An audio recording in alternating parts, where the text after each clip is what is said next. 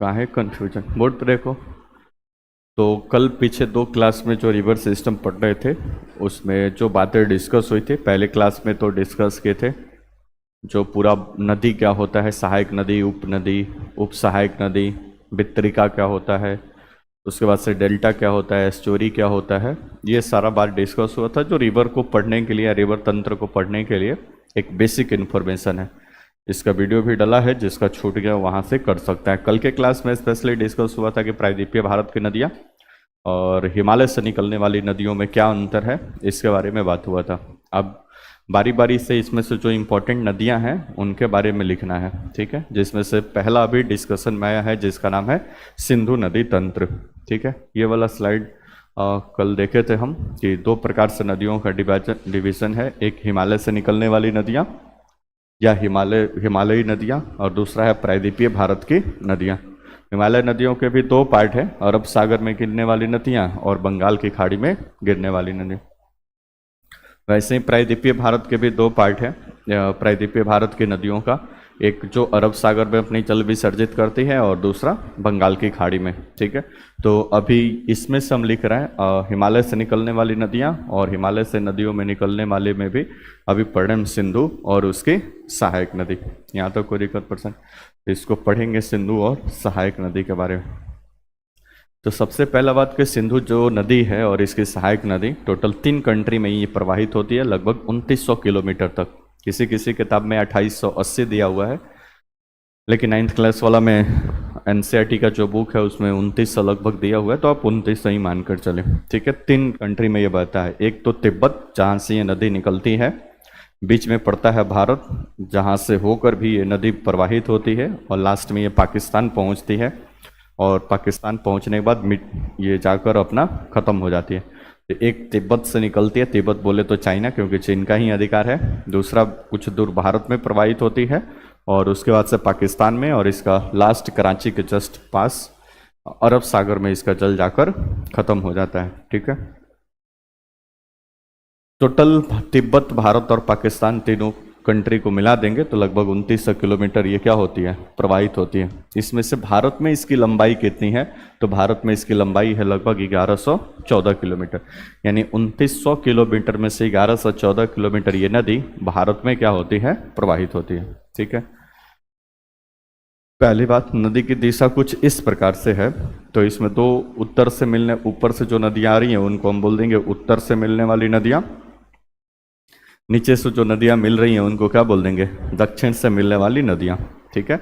या उत्तर से मिलने वाली सहायक नदी, दक्षिण से मिलने वाली सहायक नदी। हेलो, बाद में लिखना है,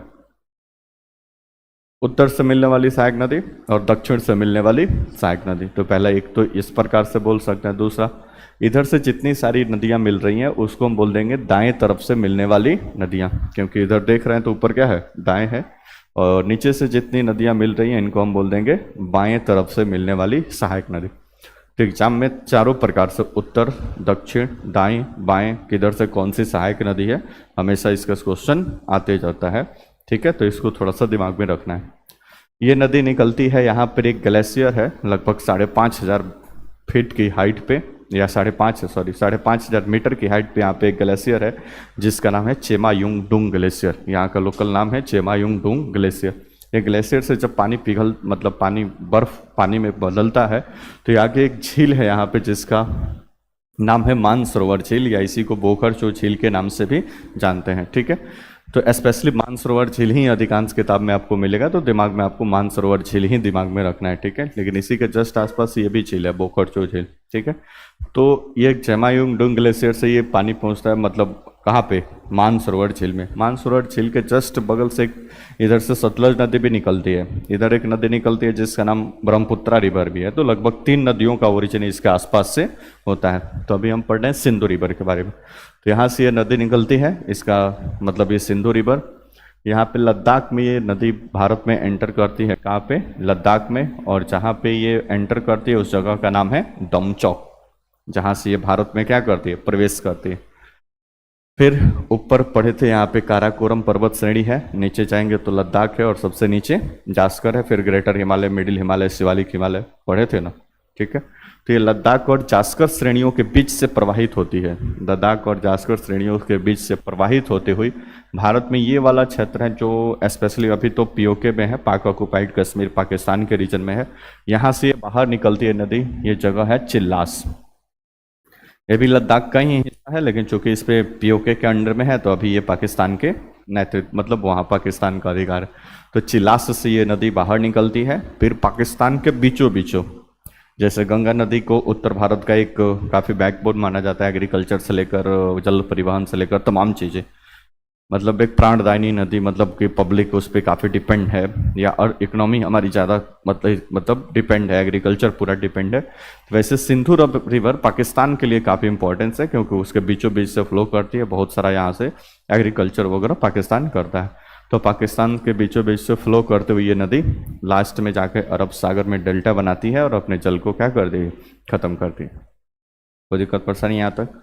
अब इस नदी की सहायक नदी कौन कहाँ पे है इसको पहले देख लेते हैं, ठीक है। तो सबसे पहले दाहिनी तरफ से मिलने वाली कुछ नदियों के बारे में देखते हैं, उसके बाद से फिर भारत वाला देखेंगे। तो यहाँ पे एक रिवर है जिसका नाम है श्योक नदी। यहाँ पे छोटा सा ग्लेशियर है, वहीं से एक नदी निकलती है जिसका नाम है श्योक नदी। ये इसकी पहली सहायक नदी है जो आकर इसमें क्या होती है, मिलती है, तो श्योक नदी, ठीक है। लद्दाख यहाँ पे सियाचिन ग्लेशियर है, उसी के आसपास से रिवर निकलती है और ये फिर आकर यहाँ पे लद्दाख में इसमें आकर मिलती है। यहाँ पे सियाचिन ग्लेशियर है, सियाचिन, ठीक है। सियाचिन ग्लेशियर से एक नदी निकलती है जिसका नाम है नुब्रा नदी। ये काराकोरम और लद्दाख के बीचों से प्रवाहित होते हुए ये आकर मिलती है पहले कहाँ पे, श्योक नदी में। तो ये श्योक की सहायक नदी है और सिंधु की उप सहायक नदी है। बात समझ में आया? ये नुब्रा नदी आकर श्योक नदी में मिलती है और फिर लास्ट में ये जाकर अपना जल विसर्जित कर दिए किसमें, सिंधु नदी में। बात समझ? तो नुब्रा नदी सिंधु की सहायक नदी नहीं है, वो श्योक नदी की सहायक नदी है। बात समझ में? श्योक नदी फर्स्ट ट्रिब्यूटरी है किसका, सिंधु रिवर का या सिंधु नदी का। नेक्स्ट और आगे बढ़ेंगे तो यहाँ पे एक नदी आएगी गिलगित नदी, पाकिस्तान का ये काफ़ी फर्टिलाइज एरिया है, गेहूं का अच्छा खासा इस रीजन में उत्पादन होता है, अच्छा खासा बांध वगैरह यहाँ पे पाकिस्तान इस नदी के आसपास बनाया हुआ। तो एक किसका, गिलगित नदी, ये दूसरी सहायक नदी है जो दाएं तरफ से मिलती है या उत्तर साइड से मिलती है। उसके बाद से एक नदी है उधर काबुल अफगानिस्तान से पाकिस्तान होते हुए आकर सिंधु नदी मिलती है जिसका नाम है काबुल नदी। फिर नीचे जाएंगे तो एक टोची नदी है, कुर्रम नदी है और एक गोमल नदी है। ये सारी नदियाँ आपको दाहिनी तरफ से सिंधु की सहायक नदियाँ हैं या उत्तर तरफ से सिंधु की सहायक नदियाँ। यहाँ तो कोई दिक्कत परेशानी, ठीक है। तो इस सबका नाम याद रखिएगा कौन से इसके दाहिने तरफ से मिलने वाली सहायक नदी है। नेक्स्ट बाएं तरफ से मिलने वाली पंचनद या पंच नदी इसको बोला जाता है। 5 नदियों का समूह है जिस पे पंजाब जो स्टेट का नाम हमारा पड़ा है वो इसी नदियों के संगम के आधार पे ही पड़ा है।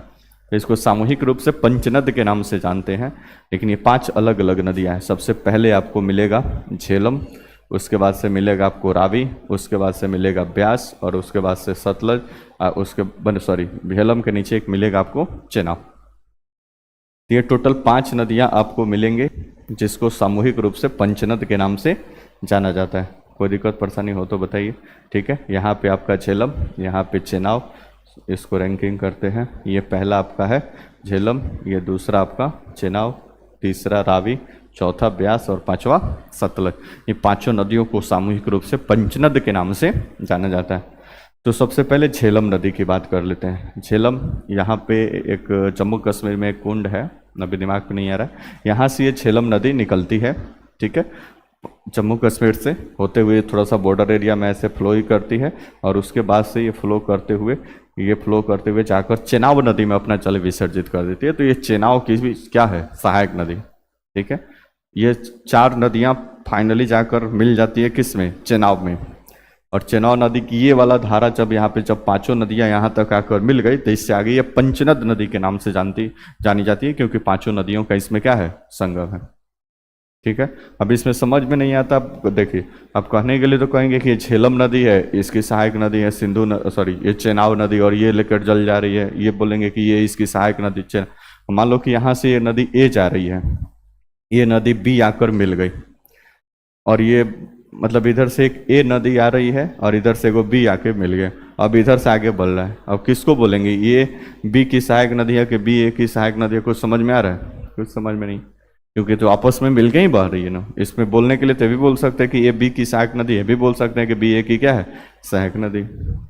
तो वैसे ही यहाँ पे झेलम, चना और रावी के साथ है, ठीक है। लेकिन यूपीएससी में एक बार क्वेश्चन पूछा तो इसने माना कि इसकी मतलब सिंधु की सबसे बड़ी सहायक नदी चेनाब नदी। तो मान लिया गया कि पहला जो मेन रिवर जो इसमें आकर मिलती है वो क्या है, चेनाब रिवर है। बाकी नदियाँ आकर इसमें क्या करती है, मिलती है, कोई दिक्कत। तो यहाँ पे सबसे पहले झेलम नदी, ये झेलम नदी आकर चेनाब नदी में अपना जल विसर्जित करती है। उसके बाद से यहाँ पे चेनाब नदी का उद्गम कहाँ पे होता है, बोर्ड पे देखिए। यहाँ पे बड़ा लच्चा दर्रा है, पासेस वाले टॉपिक में हम पढ़े थे, हिमाचल प्रदेश के आसपास, सॉरी लद्दाख के और हिमाचल प्रदेश के आसपास बड़ा लच्चा दर्रा है ये वाला। बड़ा लच्चा दर्रा से दो रिवर निकलती है, उसके अपर पार्ट से निकलती है चंद्रा नदी और उसके नीचे साउथ वाले पार्ट से निकलती है भागा नदी। और ये दोनों नदियां आकर आपस में मिल जाती हैं सब, तब आगे ये ट्रेवल करती है। तो ये किस नदी के नाम से जानी जाती है, चेनाब रिवर। तो चेनाब रिवर राकस ताल, सॉरी बड़ा लच्चा जो पास है वहीं से दो नदियों का संगम है, एक चंद्रा और दूसरा भागा। इन दोनों नदियों के बीच से ही सॉरी दोनों नदियां आपस में जाके मिलती है और चेनाब रिवर के नाम से जानती है। इसी चेनाब नदी पर अभी एक भारत सरकार ने ब्रिज बनाया है, रियासी जगह है जम्मू कश्मीर मुंबई पे एक ब्रिज बनाया है, रेलवे ट्रैक बिछाया गया, अभी देखे थे ना उद्घाटन हुआ था, वहाँ पे रेल चला है पूरा, ठीक है। तो ये चेनाब नदी हो गया, कोई दिक्कत परेशानी। कहाँ से निकलती है, बड़ा लच्चा दर्रा, ये जगह है आपका बड़ा लच्चा दर्रा। उसके बाद से नीचे जाएंगे तो यहाँ पे एक मिलेगा आपको रोहतांग दर्रा या रोहतांग पास, पीछे पड़े थे इसको भी दर्रा वाले पार्ट में। रोहतांग दर्रा के पास से एक रिवर निकलती है जिसका नाम है रावी नदी। ये रावी नदी निकलती है और फिर आगे जाकर ये भी चेनाब में क्या हो जाती है, मिल जाती है। तो ये भी चेनाब की सहायक नदी है, कोई दिक्कत। नेक्स्ट उसके बाद से हिमाचल प्रदेश में यहाँ पे एक कुंड है जिसका नाम है ब्यास कुंड, ठीक है। इस ब्यास कुंड से एक नदी निकलती है जिसका नाम है ब्यास नदी, ठीक है।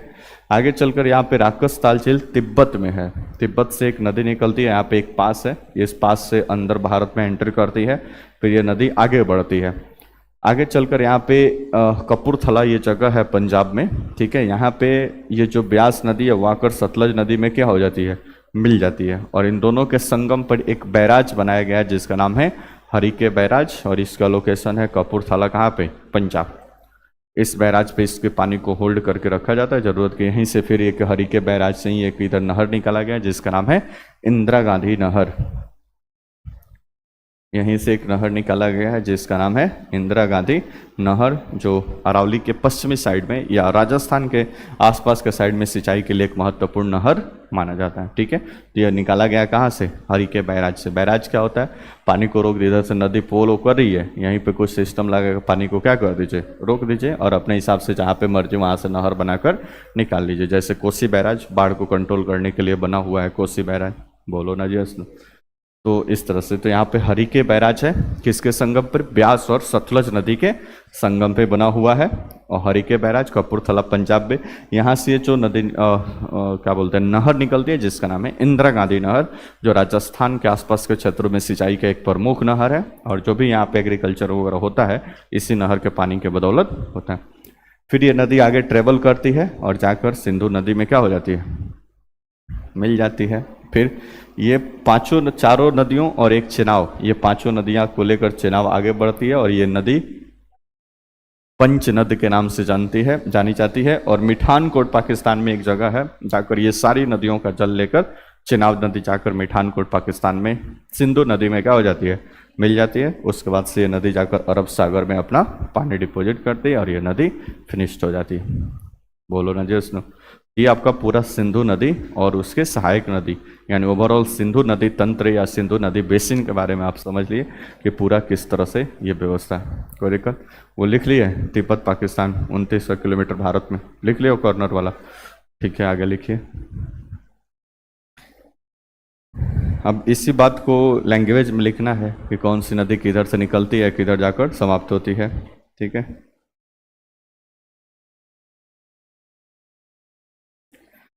लिखिए उद्गम, सिंधु नदी तंत्र हेडिंग डाले थे, उसके बाद से ये फिगर बनाए थे, उसके बाद से लिख रहे हैं उद्गम, मतलब इस सिंधु नदी का उद्गम कहाँ से है।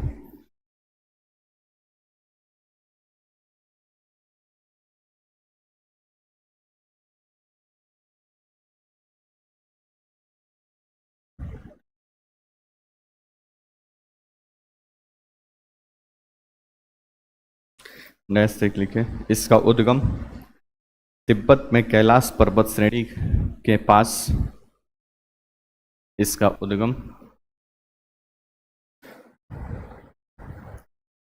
तिब्बत में कैलाश पर्वत श्रेणी के पास, कैलाश पर्वत श्रेणी में, कैलाश पर्वत श्रेणी में बोखरचू के निकट, लिखा है बोर्ड पे, बोखरचू के निकट मानसरोवर झील से होता है। बोखरचू के निकट मानसरोवर झील से होता है, मानसरोवर झील से होता है।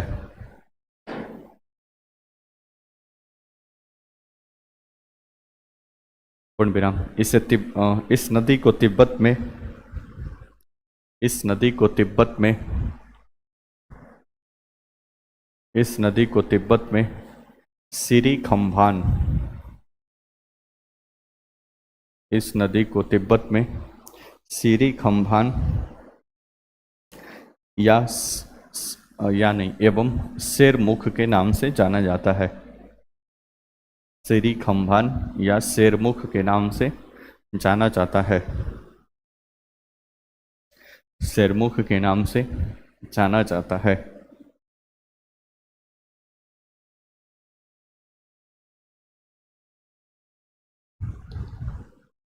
अगला पॉइंट है, अपने उद्गम से निकलने के पश्चात, नेक्स्ट पॉइंट, अपने उद्गम से निकलने के पश्चात,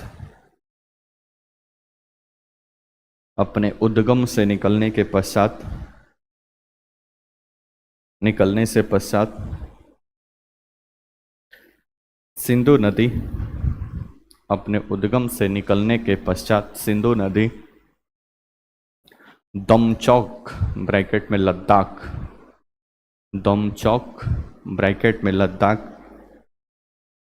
लद्दाख में प्रवेश करती है, यानी भारत में प्रवेश करती है, लद्दाख में प्रवेश करती है,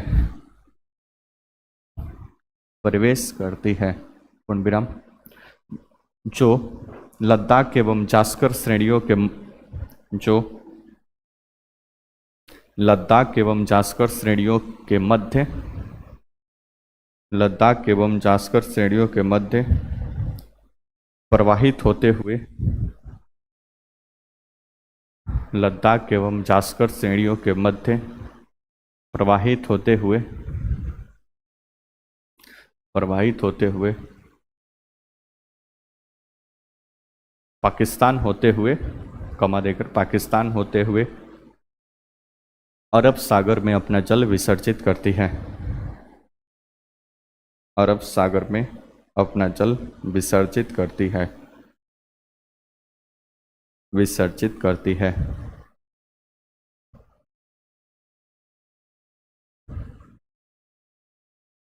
विसर्जित करती है। पूर्ण विराम। बोर्ड पे देखो,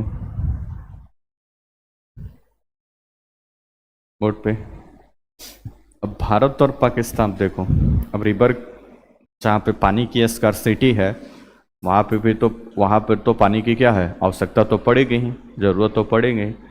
तो भारत की आज़ादी के बाद जब पाकिस्तान अलग बन गया तब भारत और पाकिस्तान के बीच सिंधु जल समझौता हुआ है, सिंधु नदी के जल बंटवारे को, सिंधु नदी और उसके सहायक नदियों के जल बंटवारे को लेकर, क्योंकि पाकिस्तान की इकोनॉमी काफ़ी अच्छी खासी डिपेंड है इस सिंधु रिवर पे, क्योंकि उसके बीचों बीच से होकर ये क्या होती है, प्रवाहित होती है।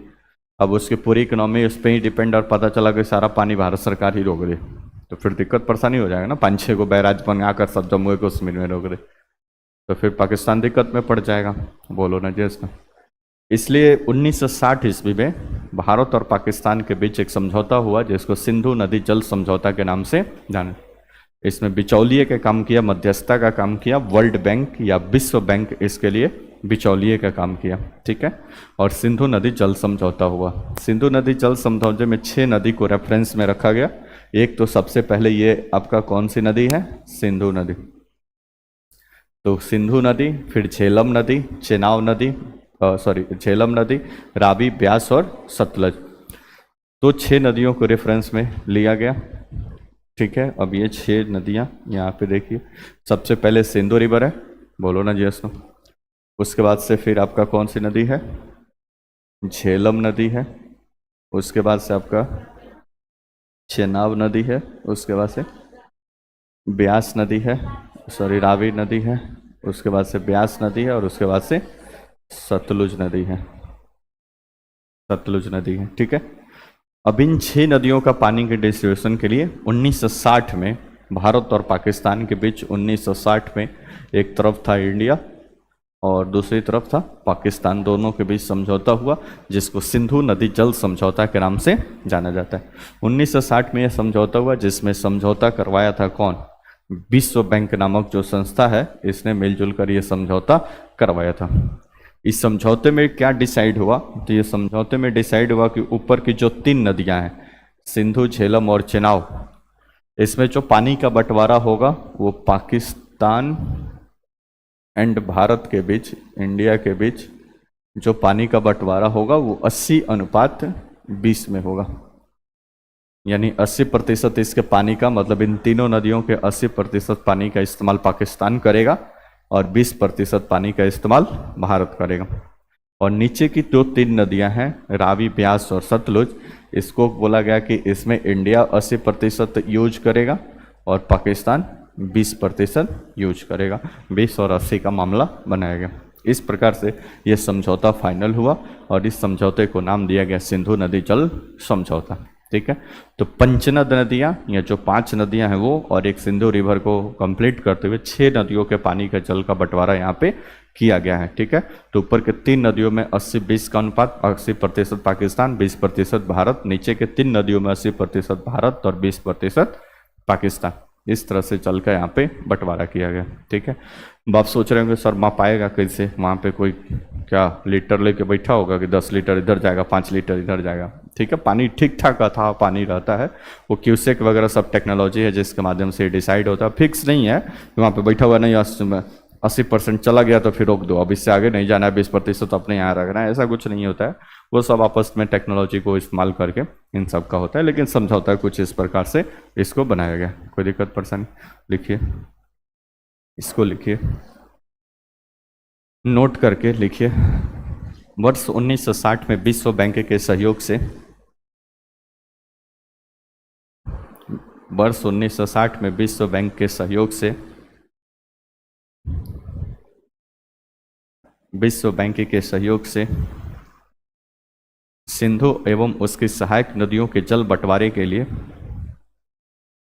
विश्व बैंक के सहयोग से सिंधु एवं उसके सहायक नदियों के जल बंटवारे के लिए, सिंधु एवं उसके सहायक नदियों के जल बंटवारे के लिए भारत और पाकिस्तान के बीच समझौता हुआ। भारत और पाकिस्तान के बीच समझौता हुआ। जल बंटवारे के लिए भारत और पाकिस्तान के बीच समझौता हुआ जिसे सिंधु जल समझौता कहा जाता है, जिसे सिंधु नदी जल समझौता कहा जाता है। सिंधु नदी जल समझौता कहा जाता है, कहा जाता है। इसके अनुसार, इसके अनुसार, इसके अनुसार डैश, इसको बना लो, समझ जाओगे नहीं ये इसको बना लो इतना।